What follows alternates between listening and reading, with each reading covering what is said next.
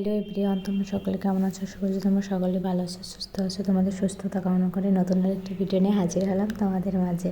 I hope তোমরা সকলে অনেক অনেক অনেক ভালো আছো। দেখো, দুপুরে ট্রেন থেকে খাবারটা খেয়ে তারপর এসেছিলাম একটু বাইরের দৃশ্যটা দেখার জন্য, কারণ উপরে চিট পড়েছে, বসে থাকতে থাকতে না পুরো বিরক্ত হয়ে যাচ্ছিলাম। তার কারণে আর দেখো আশেপাশে অনেক ব্যাকগ্রাউন্ডে অনেক সাউন্ড শুনতে পারো, কারণ শ্বশুরবাড়িতে রয়েছি। আশেপাশে অনেক আওয়াজ হতে পারে, তোমরা কোনো মাইন্ড করো না প্লিজ, মানে একটু ইগনোর করো ভয়েসের আশপাশের যে সাউন্ড আসবে, কারণ রাস্তার সাইডে বাড়ি তো, একদম সে ট্রেন লাইনের সাইডে।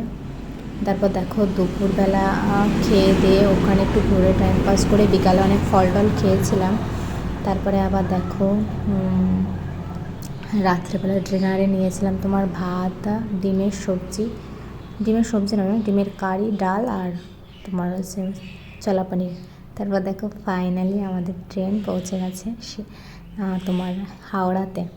এখন আমরা নেমে বাড়ির দিকে রওনা দেবো। চলো, কতটা খুশি না আমাকে দেখতে, খুশি তো হবেই, 7 মাস পরে বাড়িতে আসলাম। তারপর দেখো এখনও অনেকটা রাত রয়েছে, 4:55 নেমেছিলাম তো, এখানে প্রচুর রাত থাকে তখন, অবশ্যই ভোর ভোর হয়ে যায়। দেখো তোমাদের বাইরে থেকে দেখাচ্ছি, দেখতে পাচ্ছ কতটা রাত রয়েছে। আর আমার ভয়েসটা একটু অন্যরকম লাগতে পারে, কারণ সবাই আশেপাশে আছে তো আমার একটু হাসি হাসি পাচ্ছে ভয়েসটা দিতে। আর পাশে গাড়ির আওয়াজ প্রচণ্ড পেতে পারো, কারণ একদমই রাস্তার সাইডে, তোমাদেরকে অবশ্যই দেখাবো। তারপর দেখো গাড়ি নিয়েছিলাম ওখান থেকে আমরা যে তোমার শিয়ালদা যাওয়ার জন্য। এখান থেকে হাওড়া ব্রিজটাও তোমাদের একটু দেখিয়ে দিলাম। হাওড়া ব্রিজটা কেমন লাগছে দেখতে পাচ্ছ, রাতের মানে হালকা আলো ফুটছে, আবার হাওড়া ব্রিজে লাইট জ্বলছে, কতটা সুন্দর লাগছে না দেখতে।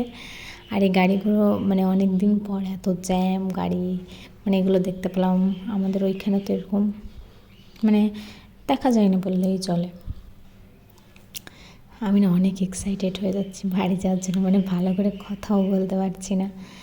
যাই হোক, ভিডিওটা দেখতে থাকো। তারপর দেখো আমরা শিয়ালদা থেকে ট্রেনে উঠে পড়েছি। ট্রেনে বসে বসে কী যেন একটা খাচ্ছিলাম, তাই সেটাই তোমাদেরকে দেখাচ্ছিলাম। তারপর চলো,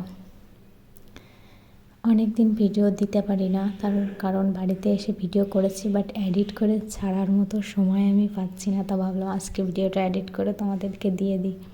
তারপর দেখো রানাঘাট থেকে একটা টুকটুকি নিয়েছি, আমরা ট্রেনে আসলে আসতে পারতাম কিন্তু আসিনি একটা কারণে। এই দেখো এই শাখাটা নিয়েছি, কেমন লাগছে জানিও। এই দেখো আমাদের বাড়ি থেকে ভিউটা কেমন লাগছে অবশ্যই কমেন্টে জানিও। বাড়ি এসে ফ্রেশ হয়ে ছাদে গিয়ে দেখাচ্ছিলাম আমাদের গাছে, এই দেখো আমাদের গাছ না, এটা মানে আমার বড় শ্বশুরদের গাছ, বড় মাদের গাছ। এই দেখো কত সুন্দর লাগছে ভিউটা, দারুণ না?